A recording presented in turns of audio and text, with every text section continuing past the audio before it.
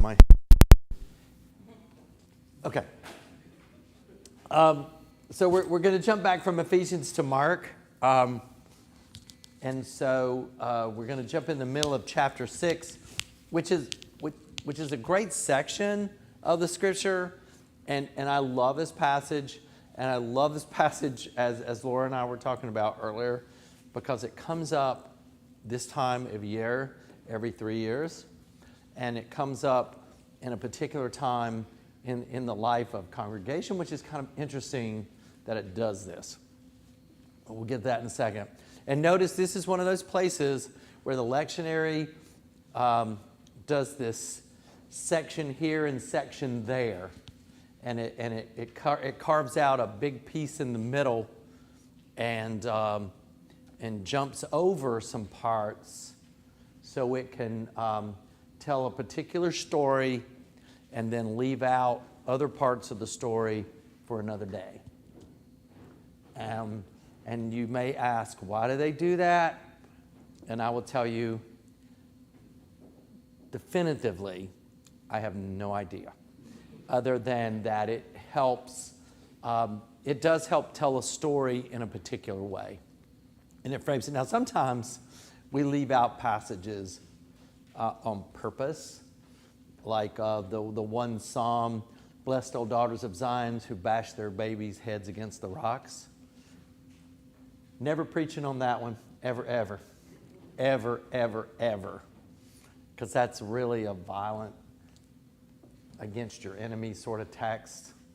And so we never, ever include that in the lectionary, ever. So, and I will hear about that when I get home this afternoon, why I even brought that up. But that's one of those passages that we kind of jump around. Okay, so here we are. Think about the passage, and we'll talk about the context, because the context of chapter 6 is extremely important, and how we get to where we are in this passage. Okay, Mark chapter 6, 30 through 34, and 53 through 56. The apostles gathered around Jesus and told him all that they had done and taught. He said to them, "Come away to a deserted place, all of you by yourselves, and rest a while." For many were coming and going, and they had no leisure even to eat. And they went away in the boat to a deserted place by themselves. Now many saw them going and recognized them, and they hurried there on foot from all the towns and arrived ahead of them. As he went to shore, he saw a great crowd, and he had compassion for them, because they were like sheep without a shepherd, and he began to teach them many things. Then you jump over 53. And when they had crossed over, they came to the land of Gennesaret and moored the boat. And when they got out of the boat, people at once recognized him and rushed around about the whole region and began to bring the sick on mats to wherever they heard he was. And wherever he went, into villages or cities or farms, they laid the sick in the marketplaces and begged him that they might touch even the fringe of his cloak, and all who touched it were healed. Familiar? Okay. Somewhat. Okay. What we skipped were the feeding of the 5,000 and Jesus walking on the water. Those are the ones we skipped. You come back to the feeding of the 5,000 as a story in and of itself. But also, context here, what was prior to this, that Jesus has them come away. Number one, this is the coming back where they come back gathered with Jesus. Remember a couple of weeks ago, he sent them out 2 by 2. Okay? So now they're coming back and telling him what's going on. Prior to that, after he sent them out, we're interrupted with the John the Baptist story, where out of nowhere, Mark decides to tell us that John the Baptist is executed. And prior to that, Jesus is in his hometown, and he's just not getting a lot of traction there. But notice from this passage, he's popular everywhere else. Moral to the story, never go back home. Okay? But another day, another time. So here you have the context of this story is all this other things are happening, and the first thing Jesus says is, come away. Y'all come away with me, because they weren't even having time to eat. It lets you know there's in these two sections, what you're seeing is Jesus is extremely popular and his schedule is hectic. And so what's he tell the disciples to do? Rest. Yeah, we've got to go away. We've got to, take some time out. Now, well, I'll get to that. What did y'all hear? That you can't get away. That you can't, okay. Jesus can't get away. It's good to take time for yourself. It is good to take time for yourself. There is a time, there are passages where Jesus said, we were looking for you. Where are you at? Well, I'm off praying. Where do you think I'm at? What is this? What is that part? Let's just start there, because there's a lot going on in this passage. Even though it doesn't seem like there's a lot going on, there's a lot going on. This you have to get away or take time out. What does that hearken them back to? Back to creation. God created the world in 6 days, and then he rested. And rested on the Shabbat, or the Sabbath.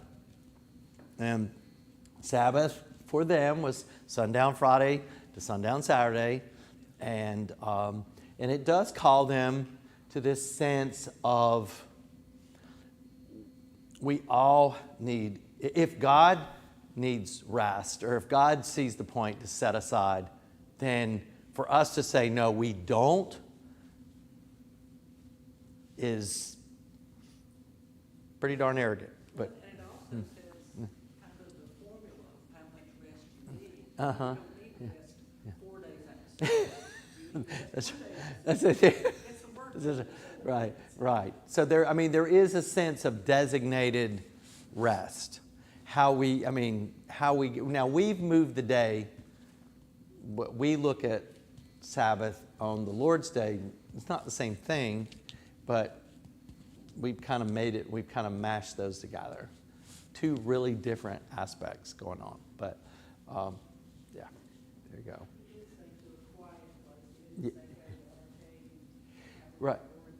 Right. There is a quiet place. He calls them to a quiet place. Of course. Now there's that part. Interesting to note too. What does he call them in verse 30? He didn't call them disciples. Apostles. First time he uses that word. First time that's designated. Well, Mark calls them the apostles. What are apostles? It comes from the Greek word apostello, which is you're sent with a purpose. And if you were an apostle in the book of Acts, if you were considered an apostle, it means you saw the life, death, and resurrection of Jesus. You were there to see all those things. And then you were sent out to proclaim the good news where the good news had never been heard. Which brings in that conversation about Paul when he's wanting to call himself an apostle. And everybody else is going, I don't know if you are or not. Because apparently, according to his track, he did see apparently the life of Jesus. He may even seen the death. But then the question was the resurrection. And so Paul's saying his Damascus Road experience counts as, seeing the resurrected Christ. The others were like, maybe, I don't know. So they have that. He has that part. So that's a whole different thing. So now,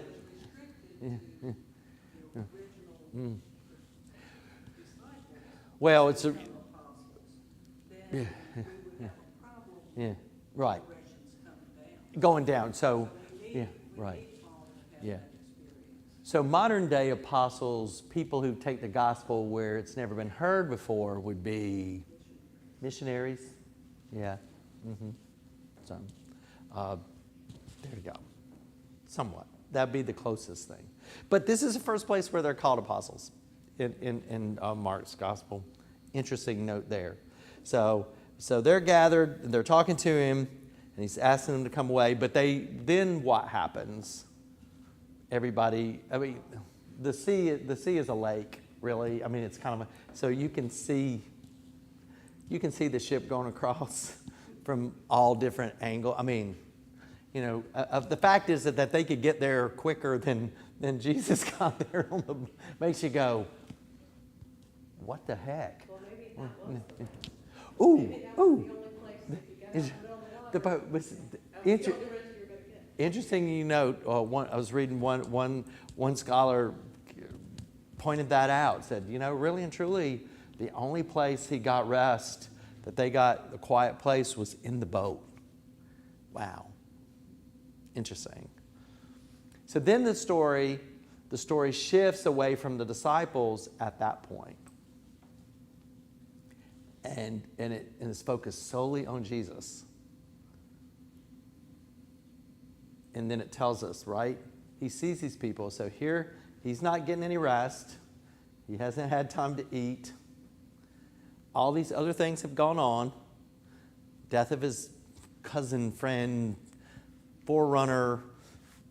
All these people coming and going, people coming for healing. And we know that afterwards, he feeds 5,000 people. The disciples have to get involved in that. And then he goes to these towns, and people are bringing people to be healed. They're just touching the fringe of his clothes. So the idea that we get from that's inferred is he's busy, really, really busy. He's really tired. So, but then he gets here, and he looks at the people, and what? Has compassion for them as sheep without a shepherd. Interestingly to know, if you know, the Old Testament passage today is Psalm 23. Yeah. Now, see, that when the lectionary people do that, I go, that I understand. I get that. It's just when you come up with these others, and I'm going, you're not helping me with the sermon here. This one, pretty good, okay? But it says he has compassion for them. And the word here is, it has the notes that it down in his gut, basically, it affected him way, way down deep inside. I love the message here from Eugene Peterson. He interprets this, it broke his heart.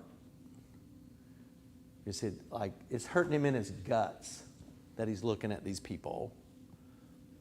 You know, he looks out at them. He doesn't have pity for them, because when we have pity on somebody, that's kind of an unequal, you're looking, you know, down in a way. Or even empathy, that he can walk with them, but he has compassion for them. It's like this is really, really looking at them, and it's just hurting him to no end to see what they are going through. And then he starts teaching them. Interesting way to help them, right? Because when we have compassion for people, what's the first thing we want to do? Fix them. Yeah, that's right. Yeah, we're Southern. Yeah. We got to take them some casserole or cookies or something, right? You know, that's right. Or chocolate cake. I don't know. And ultimately he does get to where he feeds them. He does. But the first thing he does, he starts teaching them. Wow. Makes you wonder what he said.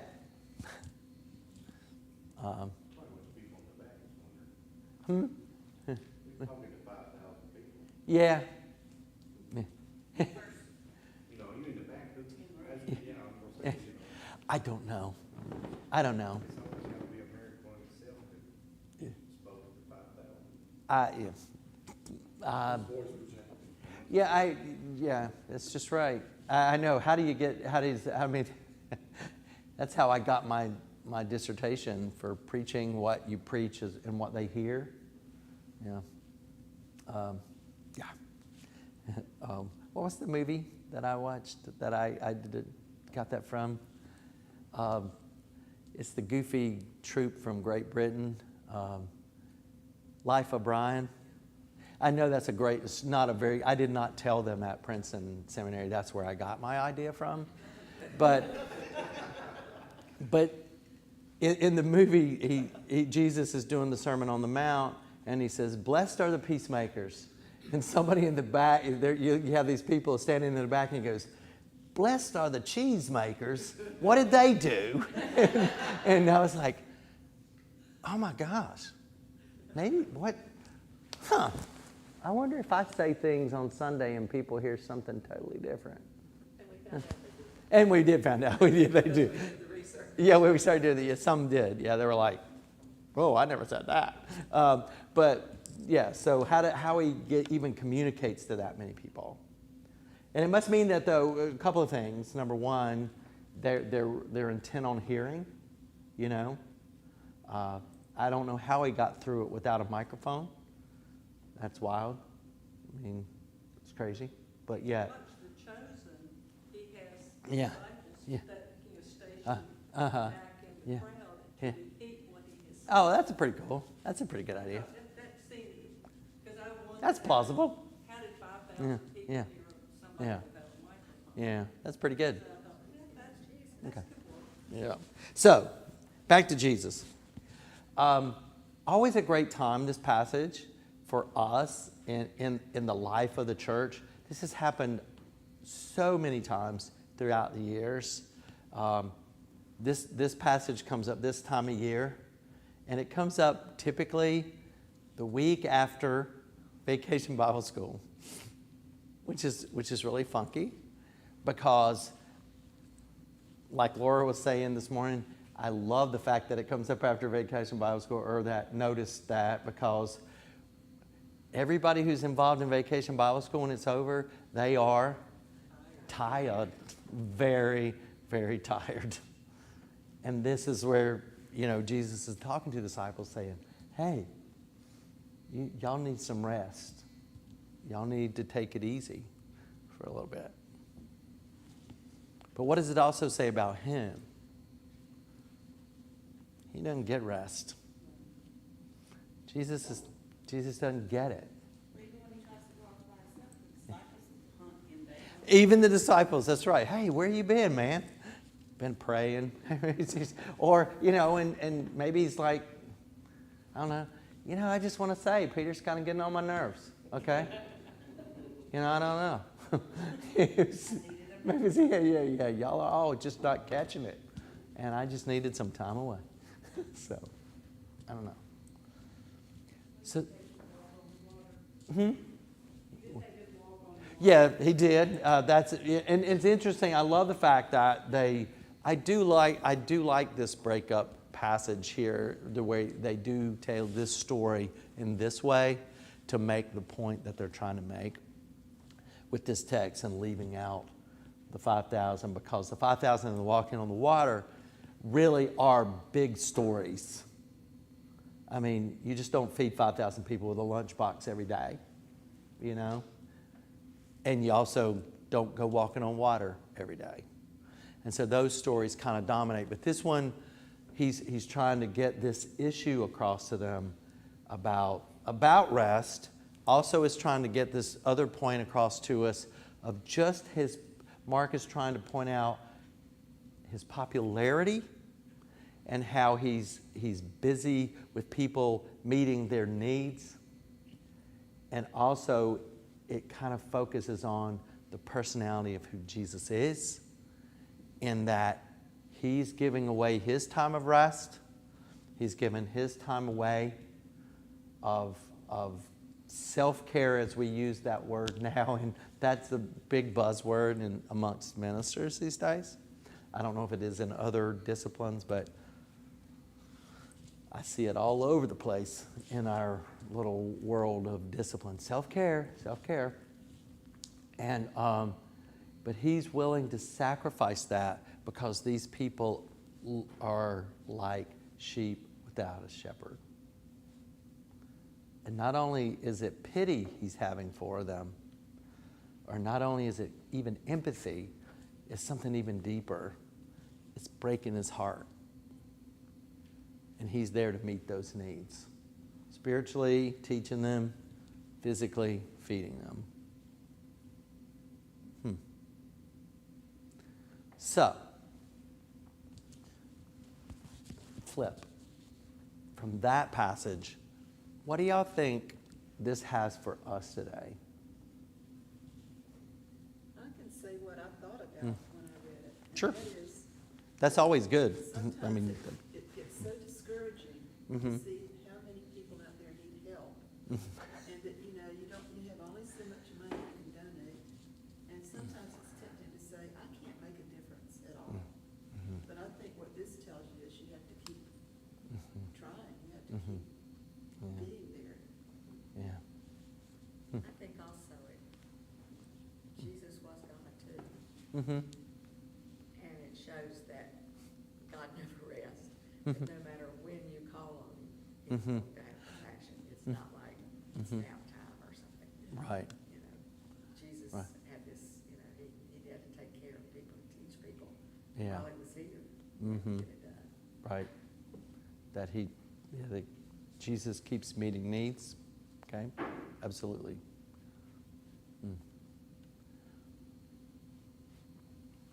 It is frustrating that we're never at a loss on Monday morning for a line of cars here.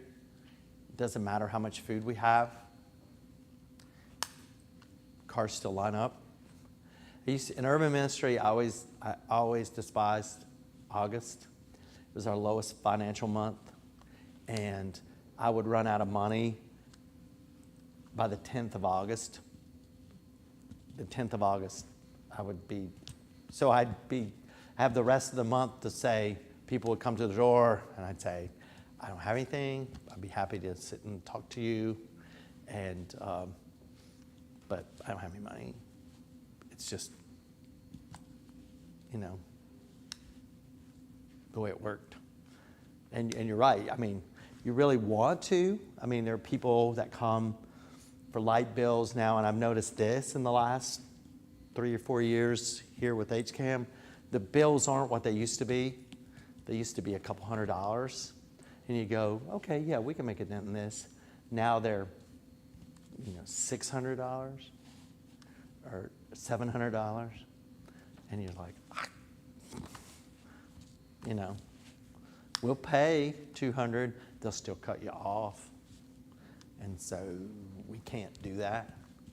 So that's frustrating unless you have it and you have to go to 3 or 4 or 5 different places to get enough to pay it.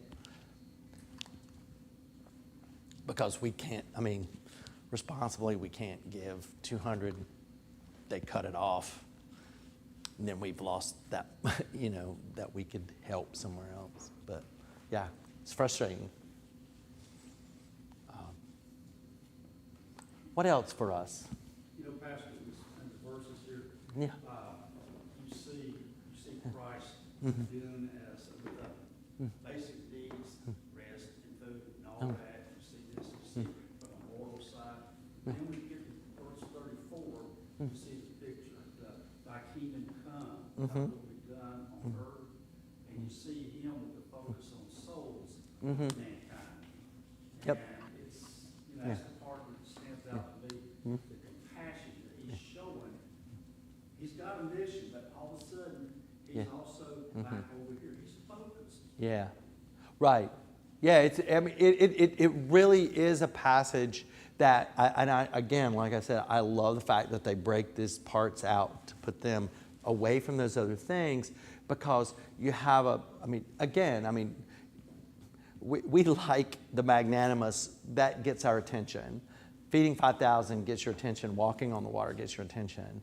But this notion, like you're saying, that he walks out, he sees these people, they've chased him down, and he looks at them, and they're sheep without a shepherd. What's it saying about the people?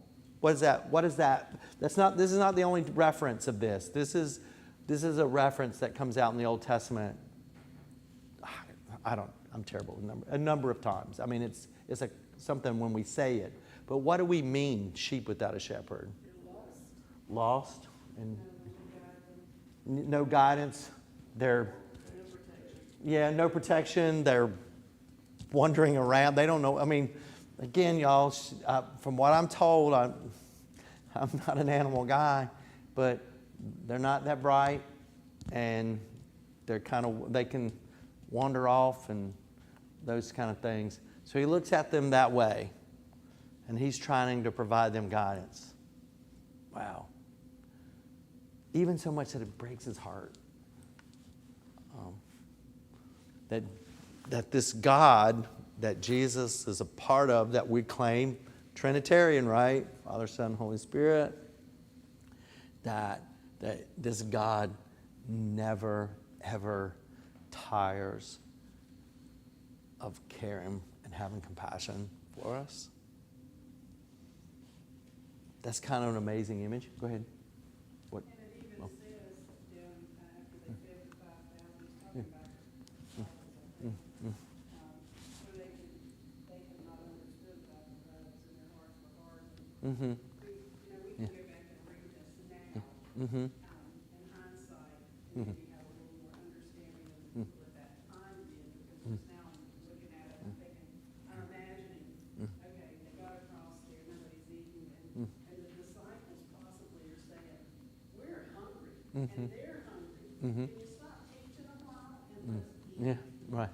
But then what he ended up with is a lesson, and they shared what they had, Mm-hmm. and they fed each other. Right. They were having compassion for each other, whether they recognized it or not.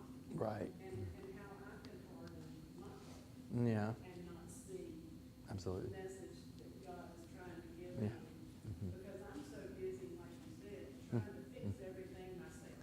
Right. And that's a good notion of that part, that Jesus is might be exhausted because, but yet is ever willing to have compassion for all of us. So what does that mean for us as the church today? In 30 seconds or less. And we should reach out. Reach out. Think about the farmer's market, Yeah. get okra and squash, and tomatoes. But you know what? It's a chance for people to see the church, and there's a message out there. Mm-hmm. And first of all, it's on church property. The church cares about you. You know, it's just positive vibes. Uh-huh. Yeah. Yeah. Yeah. We do get exhausted though, don't we? I mean, because that old adage, 20% of the people do 80% of the work. People, you know, and guilty. We go to the same people because we know they're going to say yes, as opposed to you get so many no's, you know? So you go, okay, let's go to these people because we know they'll say yes, until we burn people out. And, but we do get exhausted in the church. And it's kind of a double sword reminder that Christ is never, ever, is always going to give away even his free time to have compassion for us. So deep that it breaks his heart. That's the God we serve. And also that sometimes everything we do it's never going to be enough. It's never going to be enough. And sometimes those things we don't know. Yeah. The good that we do. Yep, that's true too. Talking with someone, listening Right. to someone. Right. There are times when we can be frustrated and we really shouldn't be frustrated. Right. Because we have an opportunity to. Yeah. Right. Yeah. That's true. Yeah. And it's easy to get tired and frustrated. It just is. Okay, so what do you say in a sermon? In 10 seconds. What do you say? Okay, we'll get to it. Yeah, I know. So, well, I'll keep trying. Let's pray. Gracious God, we give thanks for your love and your mercy, that Jesus still looks out on the crowd, no matter how lost and wandering we might be, and has compassion so deep it breaks his heart. That he continues to spiritually reach out and feed us and care for us when our efforts fall short. May we live in that compassion.